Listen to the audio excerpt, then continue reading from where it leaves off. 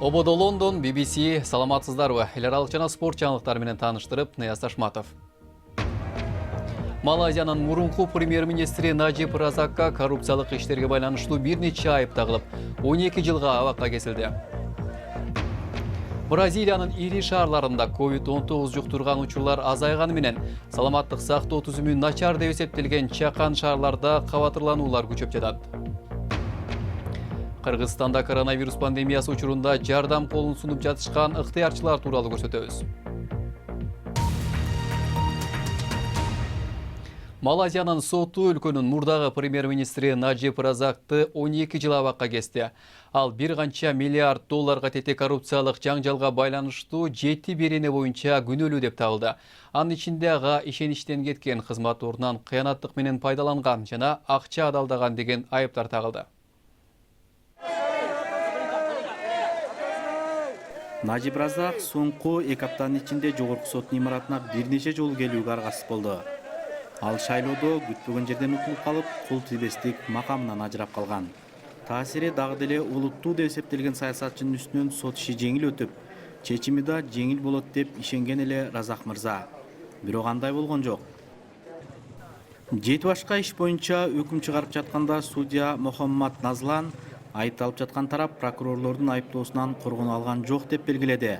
Ошондой эле Разак мырза анын жеке эсебине түшкөн $10 миллион Сауд ханзадасынан келген деген жүйө ишеничтүү эмес экендигин, анын үстүнө Najib Razak премьер-министр жана финансы министри болуп турган кезинде өкмөттүк инвестициялык фондко тиешеси жок болгон деген жүйө да ишендирген жок деп айтылды. Бир учурда Малайзияда бийликтин туу чокусунда турган киши ири финансылык чуунун чордонунда турса да, кол тийбес болуп турду эле. Эми ал бийликтен кулады. Мындан 2 жыл мурун Разак Najibтин тегерегиндегилердин бай жашоо образына ачууланган Малайзиянын эли One MDB компаниясынан чоң акчалар уурдалып жатканын укканда аны бийликтен түшүргөн. Аны менен кошо өлкөнү 60 жыл бою башкарып келген партияда аброюн жоготту. Najib мырза сот өкүмү чыгып жатканда кебелген жок. Аны жана анын партиясын Малайзиянын түпкүлүктүү калкы дагы деле колдойт. Бул сот иши албетте тарыхый окуя болду. Ал эми саясатчынын суу тийгиз болуп калган карьерасы аягына чыкты окшойт. Өткөн жумада Бразилия боюнча COVID-19 жуктургандардын жана андан каза тапкандардын саны жогору болду.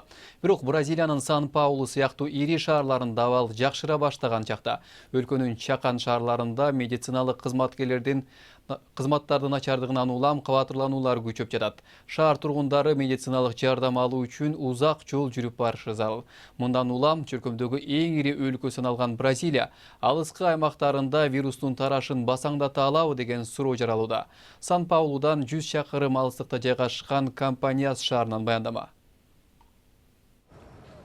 Вирус чоң шаарларда тарап, өлкөнүн элек жерлери ага каршы даярдык көрүп алууга убактысы болду. Бирок мындай нерсеге даяр тура албайт экенсиң. Соңку апталарда карылар үйлөрүндө COVID-19 жуктуруп алган учурлар көп катталды. Бирок бул карылар үйү тургундарын активдүү кармап жатты. Азыркы маалда вирусту жуктуруп алгандар бул жерде жок. Абал оор, капалантат. Пандемия Кампаньяска да келди.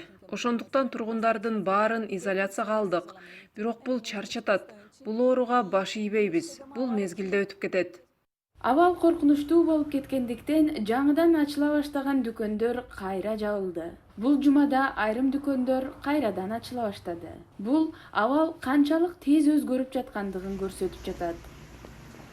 Бул госпиталдын реанимация бөлүгүндөгү ар бир керебетте бирден бейтап жатат. Ал жерде иштеген доктор Марта чарчаганын айтты. Көптөр вирусту жалган деп эсептейт. Качан дем ала албай калганында анан араң ишенип жатышат. Бизге дарыгер катары бейтаптардын дем ала албай кыйналып жатканын көрүү өтө оор, капалантат. Ошондон доктор мени сактап кал деп суранышат. Фабио, анын атасы вирусту жуктуруп алганга чейин вирусту тоготпой жүргөнүн мойнуна алды. Бир үй бүлөдө 8 киши вирусту жуктуруп алган.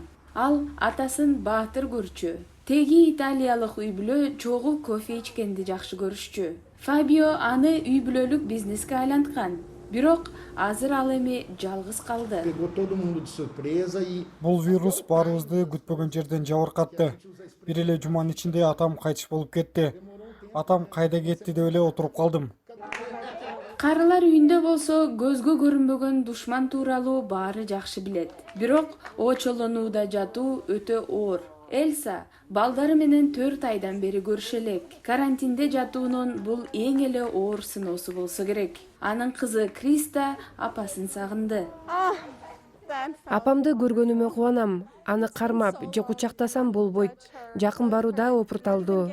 Бразилиялыктар кучакташканды жакшы көргөн жылуу эл. Жылуулук баарыбызга керек.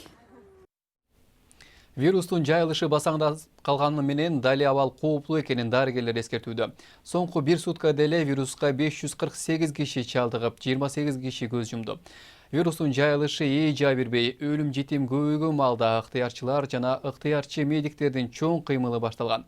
Биз ошол демилгечилердин бири тууралуу баяндайбыз. Алтынай ыктыярчы Медайым. Анын эсеби боюнча Бишкекте иштеген 23 күндүн ичинде бейтаптар кеминде 50 000 жолу телефон чалган экен. Өзүнүн 3 кишиден турган чакан командасы менен бери дегенде 400дөн ашуун бейтапка жардам көрсөтүп, 1000ден ашуун тамчылатып дары коюшканын жазды. Эми ал Жалал Абад облусуна жардам көрсөтүүгө жөнөдү. Мен азыр Алабелдемин. Алабелде түштүк жака кетип баратабыз. Буюрса. Алтынай Борбор калаада иштеген соң дарыгерлер жетишпейт дегенди угуп, өз ыктыяры менен иштегени ысык көлгө да барган. Ал Бишкек менен көл жергесиндеги абалды салыштырып айтып берди. Абал өтө оор эле экен көлдө. Эмнеси менен дегенде ал жакта деген көп менталитет ролду ойноп, көбүнчөсү болсо ооруну абдан өрчүтүү иштир. Анткени деген алар деген бул жөн эле грипп, жөн эле ооруп атам деп эле жатып, эл укпасын, кошуналар билбесин, тиги кудайгылар билбесин деп эле үйдө көптөр ооруп жатыштыр. Больницаларда көбүнчө учурда орун жок болуп калыптыр. Больницалар аз. Мед кызматкерлер дагы мындан дагы аз болуп жатыптыр. Ыктыярчы Медайым бул оорудан уялбай, дароо дарыланууга, сактанууга чакырууда. Айтмакчы, Алтынай мындай кооптуу ишке аралашып жүргөнүн баарына эле айта бербейт экен. Чындыгында мен көлгө барганымды жана Жалал Абадка барганымды ата-энеме айткан жокмун, сарсына болбосун деп. Жөн гана баары жакшы деп ата-энем менен күнүнө 2 маалдан сүйлөшүп атам. Кечинде эртең менен сүйлөшөм сөзсүз түрдө. Анан баары жакшы деп алардын батасын алып, анан кийин иштеп жатам. Кээ бир нерселерди алар билбегени деле бир четинен жакшы го деп ойлойм. Көп сарсына болбосун мага депчи. Буюрса баары жакшы болуп, турукташып калганда аларга бул нерсенин баарын айтып берип, сүрөттөрдү көргөзүп берем сөзсүз түрдө. Ыктыярчылардын эмгеги опол тоодой болгонун, алар өз өмүрүн тобокелге салып кызмат кылганын айткан бейтаптар абдан көп.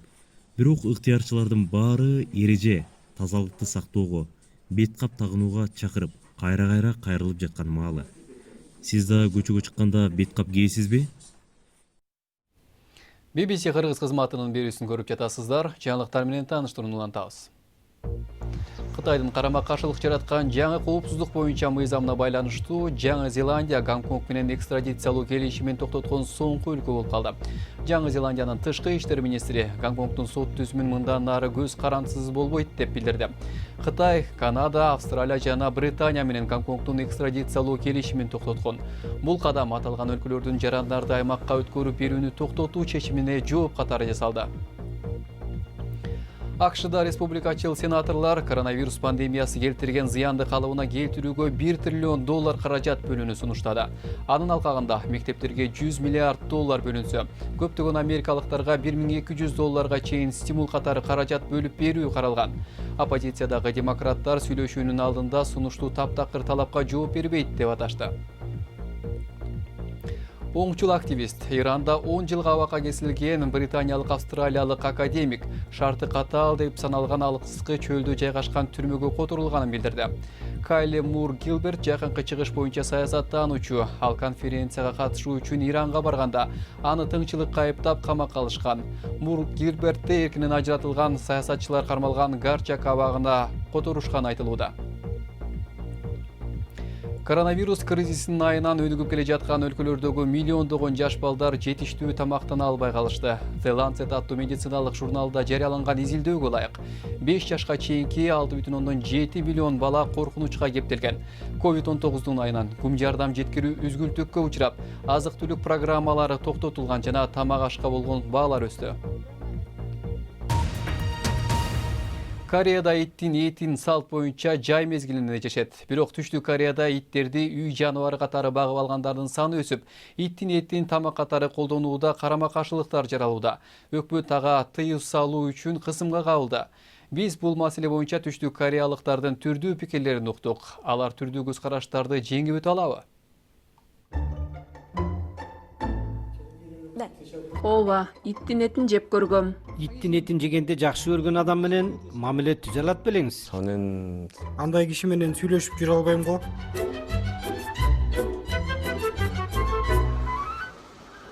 Түштүк кореялыктар иттерди үй жаныбары катары көп багып алып жатат. Буга байланыштуу өлкө калкынын иттин этин жегенге келгенде пикири экиге бөлүнүүдө. Биз бул тууралуу кореялыктардын оюн билүү үчүн аларды сөзгө тарттык. 저희가 먹을 수 있는 고기는 굉장히 많아요. Эттин ар түрдүүсү бар. Ар бири протеинге бай. Уйдун, чочконун, тоок жана башка канаттуулардын эти бар. Андыктан тандоо чоң. Эмне үчүн Кореяда иттин этин тамакка кошуу практикасы улана бериши керек. 사실은 애초에 이런 개고기에 대한 선입견 Батыштын таасиринин кесепети катары азыркы маалда көптөр иттин этин жебей баратат. Элдер караңгы деген атка конгулары келбей иттин этинен качып калды. Кайсы бир кыймыл аракетти баардыгы сындай берсе, аны бара-бара кылбай каласың. 그건 아닌데라고 오히려 느껴지는 경우들이 되게 많다고 느껴지는 거거든요. Кореяда иттин этин сатуу бизнеси учурда туңгуйукка туш болду. Иттин этин сатууга өкмөттүк деңгээлде уруксаат берилген, бирок ошол эле маалда аны сатуу көзөмөлгө алынган эмес. 2017 жылдан бери иттин этин саткан 2 ири базар жабылды. Буга карабай Түштүк Кореяда 100 миңдеген иттер атайын союлууга багылууда.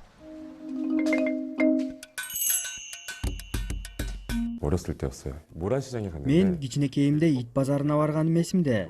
Ал жерде бир итти асып алып союп жатышыптыр. Абдан жаман, эстен кеткис элес болуп калды. 먹어야 된다는 입장도 저는 Иттин этин жегенди жакшы көргөндөр бар экенин билем жана муну кабыл алам. Бирок анда иттин этин сатуу тармагы туура көзөмөлгө алынышы керек. Биз кандайдыр бир келишим түзүп алышыбыз керек. Тазалыкты сактоо сыяктуу айрым эрежелер киргизилиши керек. 이제는 이런 시대가 점점 지나가는구나는 좀 Заман өзгөрүп жатат. Бири-бирибиздин айырмачылыктарыбызды кабыл алганда ажырымдар жоюлат. 그런 또 생각을 하거든요. Эми спорт жаңылыктары. Ливерпулдун машыктыруучусу Юрген Клоп Лиганын менеджерлер ассоциациясында жылдын мыкты менеджери наамына татыды. Ал рекордтук 99 упай менен команданы Премьер-лигада 1-орунга алып чыга алды. Сыйлык тууралуу Манчестер Юнайтеддин мурунку жетекчиси Алекс Фергюсон жарыялаган. Paris Saint-Germain командасынын чабуулчусу Килиан Мбаппе 12 август күнү Чемпиондор лигасынын чейрек финалында Атлантага каршы оюнга катышпайт. Анткени ал жума күнү өткөн Франциянын кубогунда Сент-Этьенге каршы беттеш учурунда бутунан жаракат алгандыктан 3 апта бою оюнга катыша албайт. Берүүбүздүн аягында куткаруучу ит кантип куткарылганы тууралуу көрсөтөлү.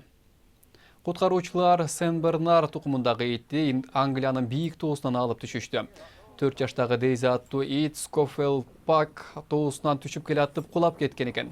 Ошондо ага 16 адамдан турган куткаруучу топ жардамга келип, аны тоодон замил менен алып түшүшкөн. Салмагы 55 килограмм болгон ит учурда үйүнө келип айыгып калыптыр.